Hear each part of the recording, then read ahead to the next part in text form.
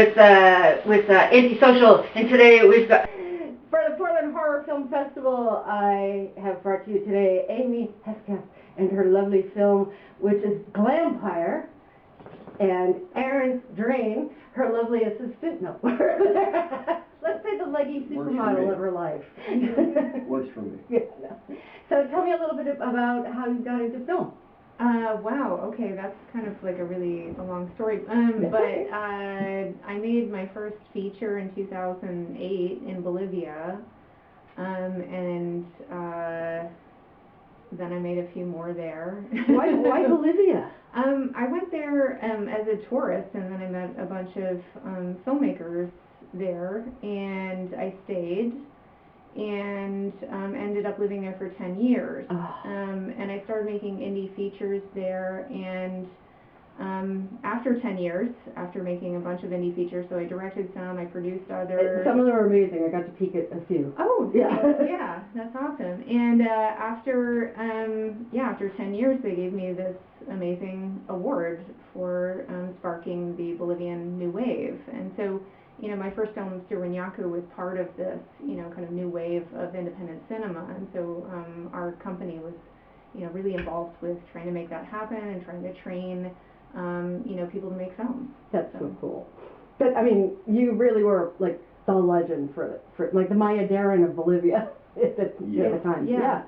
That's so cool, because for many reasons. It's really fun. I went back, was it last year or the year before? Last year. Yeah, I went back to Bolivia for the release of another film, and it was really nice going back. It was so, like, and you had the red carpet treatment. Oh, and yeah. That was great. Oh, yeah. So cool.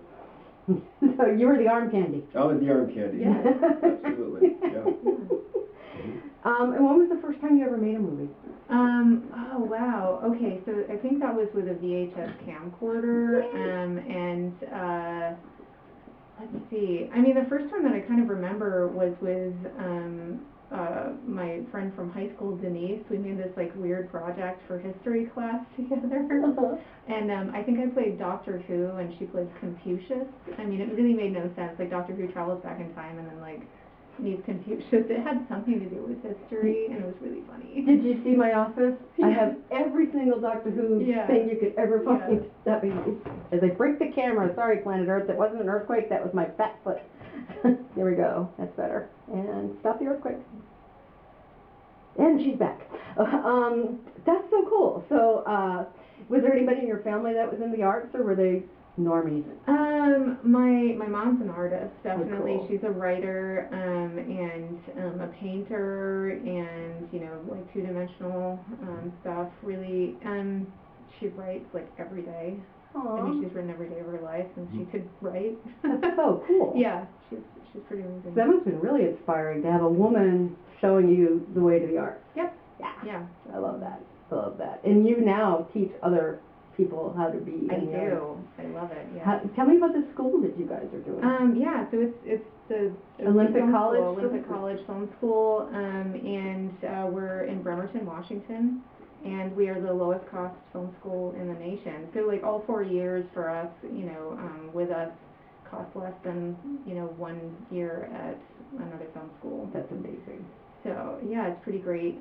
We have sound stages that we provide to students, and we provide teach them how to make little green screen rooms. We have a huge green screen studio, yeah, and the class sizes too are like 15. That's we perfect. cap at 15. Like we cap at 20. Most of our classes are 20, but usually we try to keep them around 15 because we really like a lot of contact with our students. And all of our faculty are working filmmakers.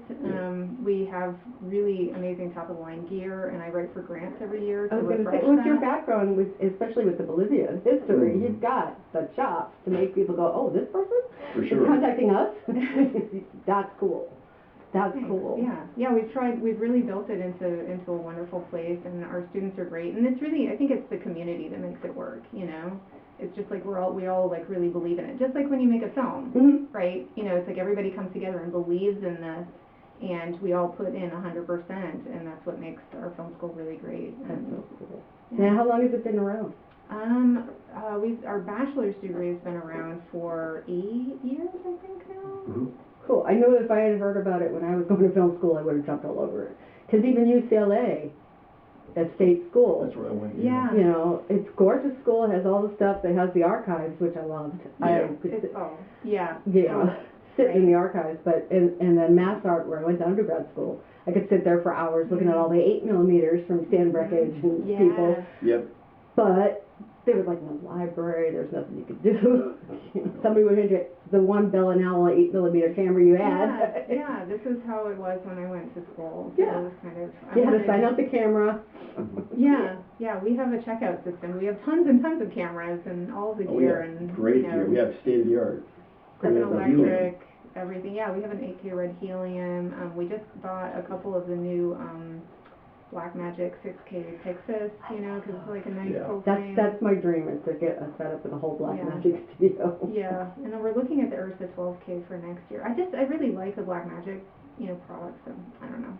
I'm not a spokesperson for them, I swear. But I really Blackmagic, like if you're listening. Well, it's a hardcore film school because we teach script to screen. You know, at UCLA, like grad school, they wanted to be like, you know, when I was their screenwriter, DP. Yeah. You know? They want you to specialize in a specific thing. I want to specialize in production assistance, because then you can go in anything. That's a great you know, map right there. Absolutely, because you get to look at everything and be mentored by that process. Yeah, for sure. I was lucky. I was in the DGA program when I was, you know. That's a hard program to get into. Very hard program to get into. But it was so worth it, because I was doing effects animation and nobody was doing it at the time in the DGA. I probably met you down in Los Angeles. Yeah, I was at Boss Film 100 years ago. Where? Boss. With Richard Edlund. What is she? We have a dog trying to play with a toy, so that is a strange sound you're hearing in the background, people. I work with a lot of special effects people in the movies. So yeah. That's great. Things that make you go boom. Yeah, I always tell people, what do you do for a living? I make things blow up. Right on. Pretty much it. Yeah. When you were younger and you wanted to tell people stories, did you tell them via writing or did you go visually first? I generally went visual, and then but you know, I had to learn how to write a script essentially because it's hard. It's difficult to try, you know, to try to actually make something cohesive, you know, and coherent for, you know, 90 minutes without a script. And Aaron, what is your background? Well, I worked. I mean, aside from arm candy. Arm candy. That's, you know, that was a degree. Arm candy. But no, I have an MFA in screenwriting from UCLA and sold to 20th Century Fox. You know, like my first script I sold for close to $1 million. So holy shit, Batman! And what was that? Was that for a film that got No, out? Nick Cage was attached to it. It was called I Died 1,000 Times, about a detective from hell. You know, they still own it. They still threaten to make it here and there. But that was back in '97. I like to explain to people what optioning is, because as a film writer, people don't understand that your script can be bought by a studio and they will own it for a certain amount of time. Well, they own it forever. Yeah, they give you a big check. Well, this was a full-on sale, so it was an option. They always call it an option to purchase. Yeah. But when they buy it, the option is no longer an option; it's a purchase. Yeah.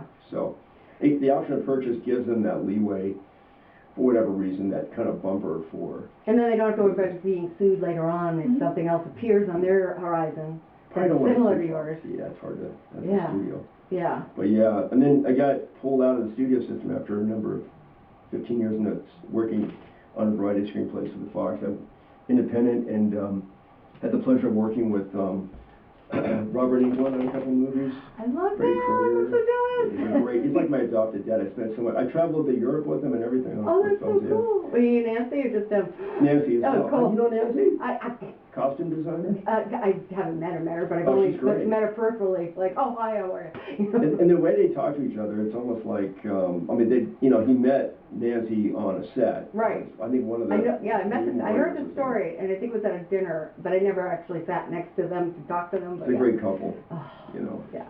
Really, and just to watch them play together, it's like, oh, this is where this idea is coming from. I know where this is going to. Yeah. Oh, and the way he says her name, it's like hey, Nancy, like something out of the Nightmare series, you know, realm. But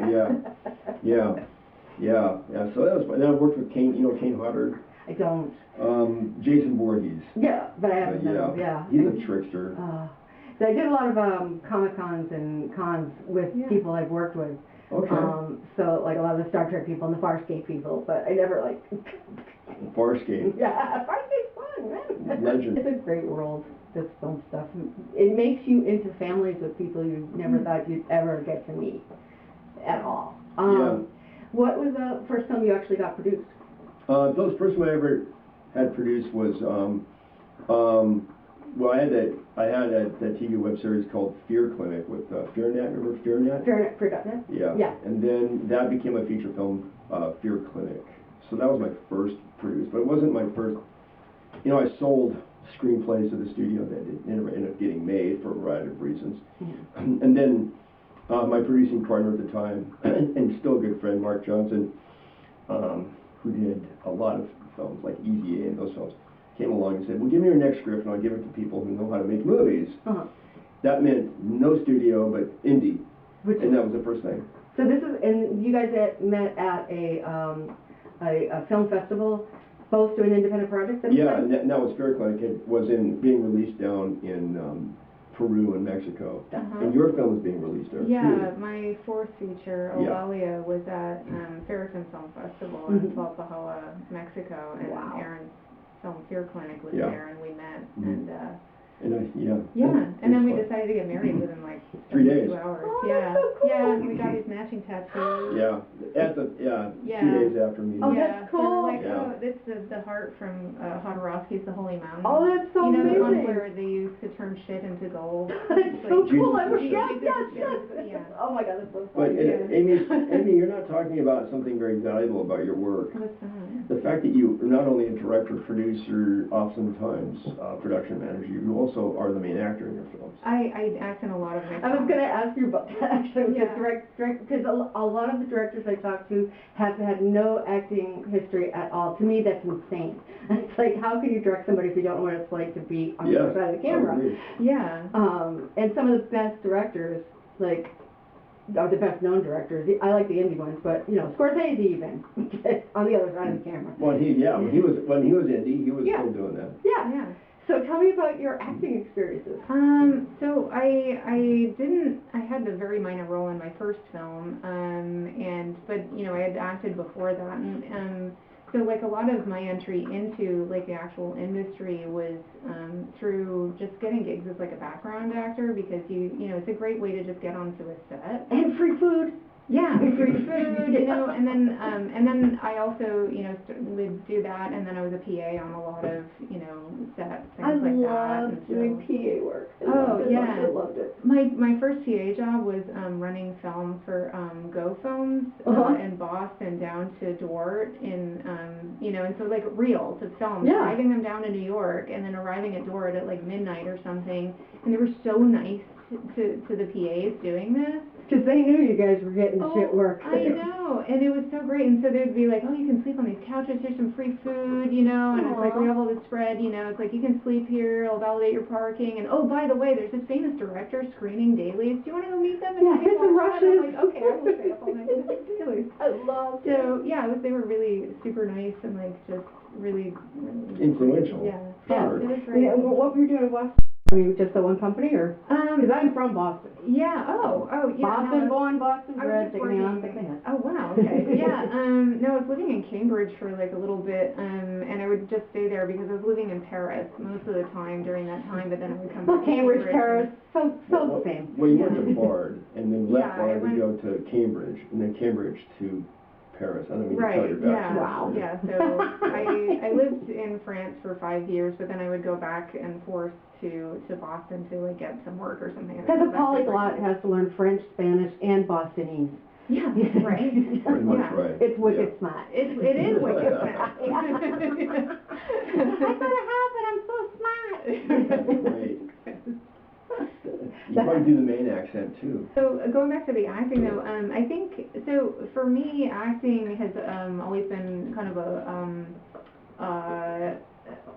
a form of catharsis, so I use it as like a vehicle for catharsis, and you know, trauma and things like that, and to like kind of work through that, because I feel like transforming, you know, all of this into a different kind of narrative really helps me to process everything in a way that and integrate it, I suppose, you know, like more integrate it if we're getting into therapeutic language. Well, there's so much psychology in acting. You have to know the human condition. Yeah, and the subtext and, you know, like bringing up, you know, and especially method acting and things like that. And so, I've always loved acting, and then, you know, and directing. And I feel like it makes me a much better director because I know what my actors are going through and I can, you know, introduce them to different kinds of techniques, or I understand the techniques that they use and can work with that. And I love working with non-actors too. That's really fun. Oh, you're a pro. To see a non-actor become an actor is really a cool feeling.